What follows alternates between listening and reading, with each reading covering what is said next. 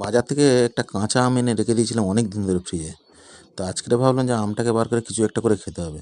তো পিউকে বললাম চলো কাঁচা আমটাকে বার করে কিছু একটা বানিয়ে খাই। তো পিউ বললো চলো কাঁচা আম মাখা করে খাই। তো আমটাকে বার করে ভালো করে ধুয়ে নিয়ে ছাড়িয়ে নিলাম, নিয়ে এই সরু সরু করে পিস পিস করে কেটে নিয়েছি।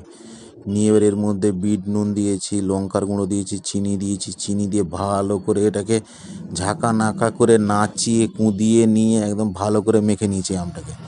নিয়ে এইবার তারপরে খাবো, শুধু দেখো এটাকে কেমন করে খাই আমরা। ভাই টেস্ট করা যাক, হ্যাঁ দেখে তোমায়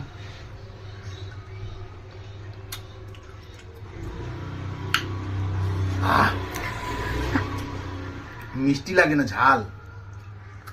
মিষ্টিনিটা গলেনি তো। খেতে ভালো, খুব ঝাল।